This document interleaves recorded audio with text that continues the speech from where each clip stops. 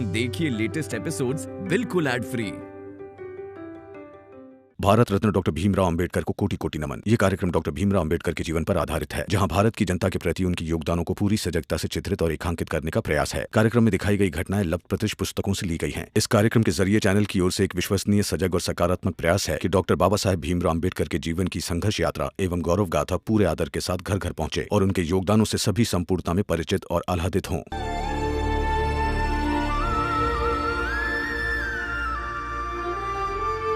बहुत बड़ी गलती कर दी हमने यहाँ आकर। अब तो वापस लौटने के लिए पैसे भी नहीं है। 4 बार भागने की कोशिश की मैंने, लेकिन भाग नहीं पाया, नहीं भाग पाया। प्रमोद, नहीं करना हमें काम, कुछ भी करके हमें वापस बम्बई ले चलिए। वही हमारी जिंदगी सही थी। अरे हम तो वही पैसा कमा कर सबका उधारी दे देंगे, मजदूरी कर लेंगे। अपना देश तो है, इस पराई देश में आकर तो ऐसा लग रहा है जैसे जेल में रह रहे हैं।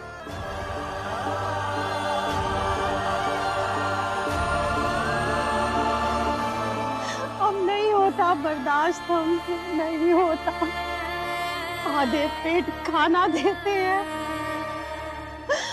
और ऊपर से काम चोट के कर मारते हैं। हम नहीं रह सकते, ले चलिए यहाँ से। रूखी सूखी खाए के ठंडा पानी पी, देख पराई झोपड़ी मत ललचावे जी।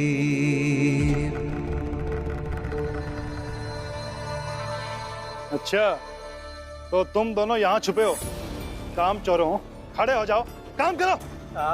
अब वापस काम नहीं करना साहब, वापस काम नहीं करना। काम नहीं करना तो मरो। साहब मारो, साहब हम मारो, साहब मारो, साहब मारो।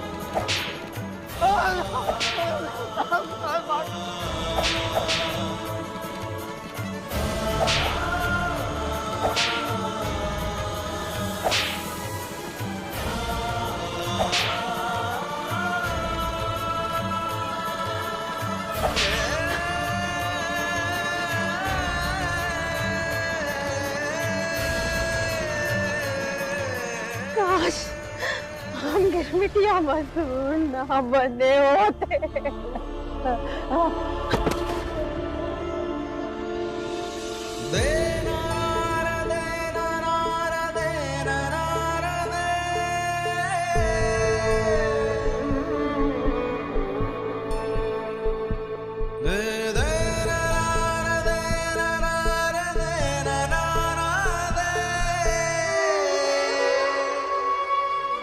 माया मुई नमन मुआ, मरी मरी गया शरीर।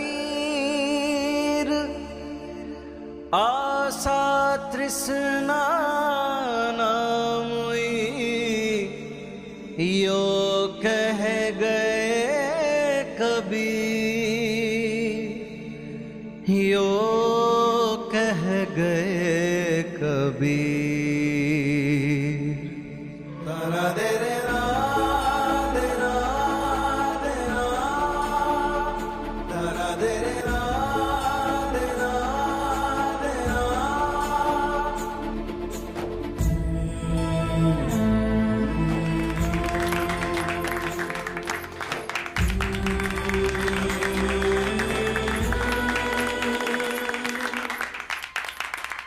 पूरे 13 साल रहे हैं वहाँ मजदूर बनकर, और 13 साल तक हमने यहाँ इंतजार किया इनके लौट कर आने का। इन्होंने 9.5 साल तक तो रोज मिन्नतें करी मालिक से घर जाने के लिए, लेकिन उन्होंने कुछ सुना ही नहीं। फिर बड़ी मुश्किल से 13 साल के बाद वापस घर आने दिया। लेकिन वापस आने के लिए मेरे पास पैसे थे ही कहाँ। फिर एक जहाज मालिक के यहाँ नौकरी की, 3.5 साल तक वहाँ काम किया और उस मेहनताना के बदले उस भले इंसान ने मुझे मुफ्त में एक जहाज में बिठाकर यहाँ बंबई पहुंचा दिया और मैं बच गया। और मैं बच गई विधवा होने से।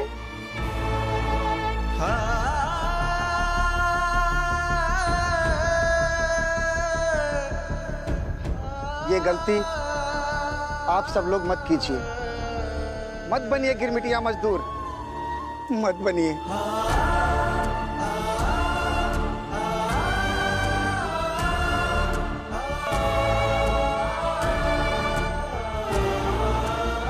भीमराव और रमा हमें यहाँ ढूंढ कर लाए ताकि हम आप लोगों को वहाँ का सच दिखा सके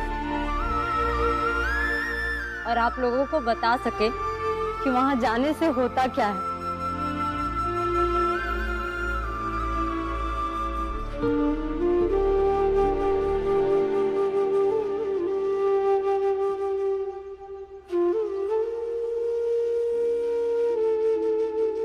आप सबका बहुत बहुत धन्यवाद।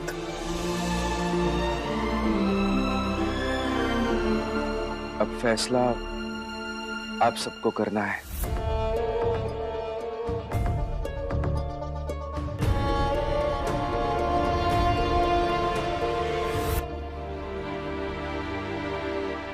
यहाँ जो भी लोग नाटक देखने आए हैं उनका बहुत बहुत धन्यवाद।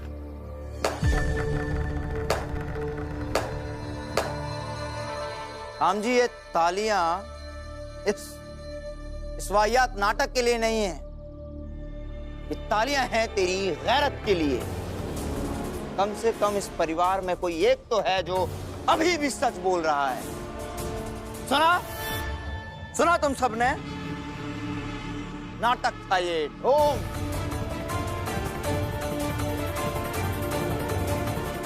अगर ये भीमराव, ये रमाबाई ऐसे 2, 4, 10 लोगों को ला सकते हैं जिनके साथ बुरा हुआ है, तो मैं ऐसे 20 लोगों को ला सकता हूं जिनका गिरमिटिया जीवन बहुत अच्छा बीता है।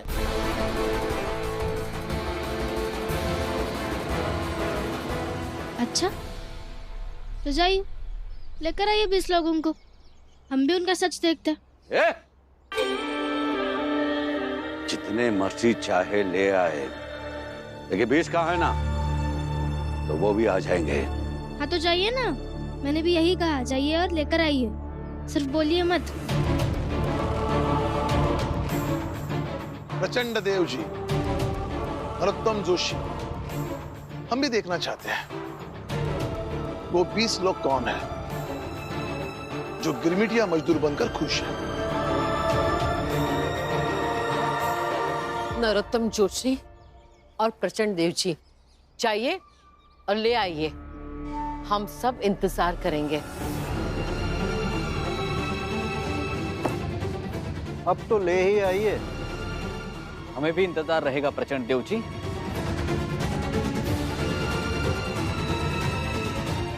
और वो 20 लोग यहाँ खड़े रहकर तो नहीं आएंगे, उसके लिए जाना होगा। जाइए।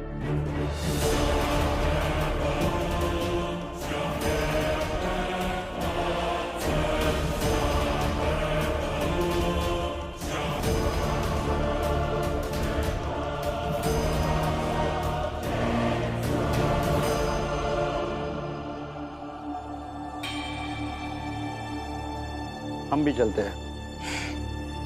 सर, आप दोनों का बहुत बहुत धन्यवाद।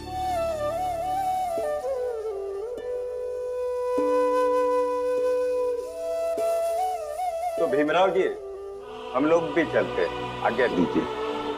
शुक्रिया।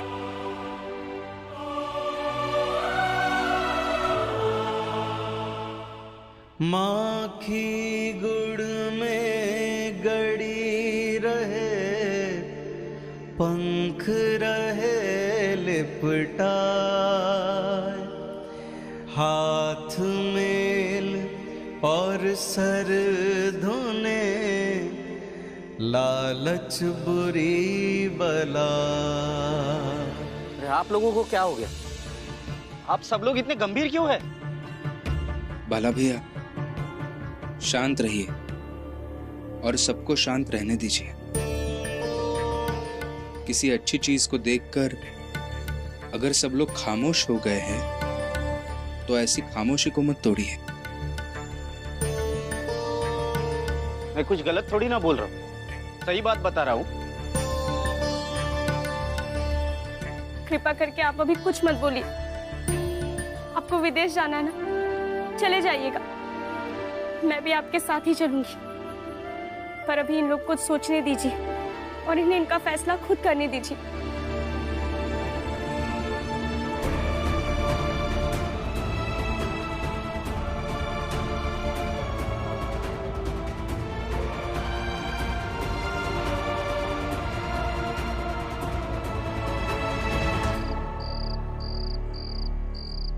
भीम जैसा चाहता था वैसा हो गया। वो चाहता था कि ये सब हम देखकर मायूस रहे, मातम मनाए, और हम मना रहे।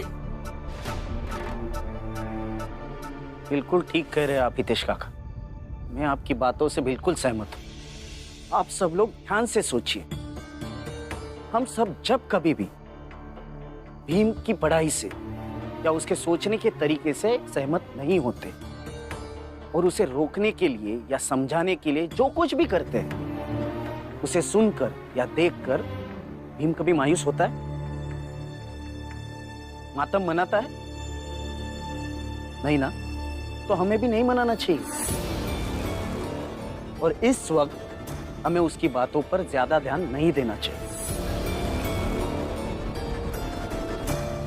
मैं कुछ बोलूं? बोलो। हमें ना आज दोपहर में जो कुछ भी हुआ, जो कुछ भी देखा, उसे भूल जाना चाहिए। उसे याद रखेंगे तो कमजोर पड़ जाएंगे। हमें गिरमिटिया मजदूर बनकर विदेश जाना चाहिए। सही है।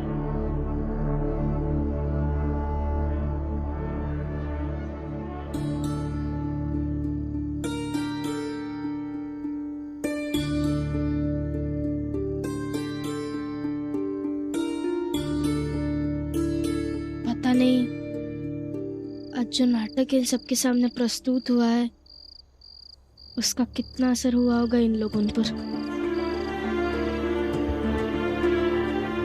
पता नहीं रमा, लेकिन इससे ज्यादा हमारे हाथ में कुछ और है भी तो नहीं। ये इतना तामझाम, ये नौटंकी करने का क्या फायदा हुआ? वो लक्ष्मी तो अभी भी कह रही है कि चलना चाहिए हमें। अरे घर की बहू को नहीं समझा पाया जो इतनी कदर करती है उस भीम और रमा की, तो ये बाहर वाले चाल वाले क्या सुनेंगे? जीजाबाई, इस नौटंकी का ये फायदा हुआ कि अभी कोई चिल्लाकर ये तो नहीं कह रहा है ना कि हम गिरमिटिया मजदूर बनना चाहते हैं। कहना क्या है, सबका सामान बंधा हुआ है, कल सुबह हो जाएगी, कोर्ट का फैसला आ जाएगा और सब अपने अपने रास्ते चले जाएंगे। वहां जाना इतना आसान नहीं होगा। आप तो आपकी ख्याली बातें है ना अपने पास ही रखिए। अरे अब तक कोई जाने के खिलाफ नहीं हुआ तो अब क्या होंगे? जीजाबाई, व्यक्ति जब शांत होता है तभी तो वो सही फैसले ले सकता है। अभी सब लोग शांत है तो गुंजाइश ज्यादा है कि वो सही फैसले ले ले। आप अपने बेटे के जीतने की उम्मीद नहीं छोड़ सकते कभी। हाँ, कभी मत छोड़िए। मैंने तुम्हें अभी अभी कहा ना कि शांत रहने से सही फैसले लिए जाते हैं, तो थोड़ा सा शांत रहो। क्या पता तुम भी कुछ सही फैसले अपने लिए, अपने जीवन के लिए इस परिवार के लिए ले लो। मेरे फैसले हमेशा सही ही होते हैं।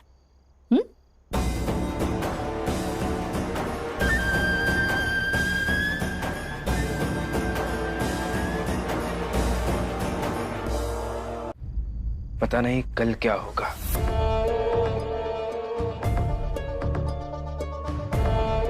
अगर नहीं गए तो आपने बचा लिया,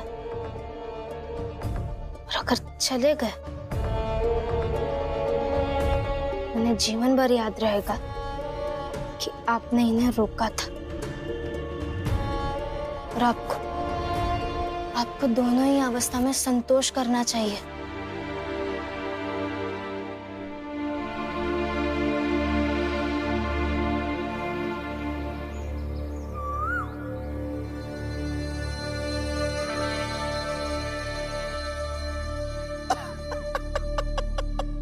प्रचंड देव जी प्रणाम।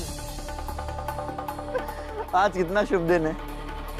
आज के दिन के बाद सारी स्थिति पलट जाएगी।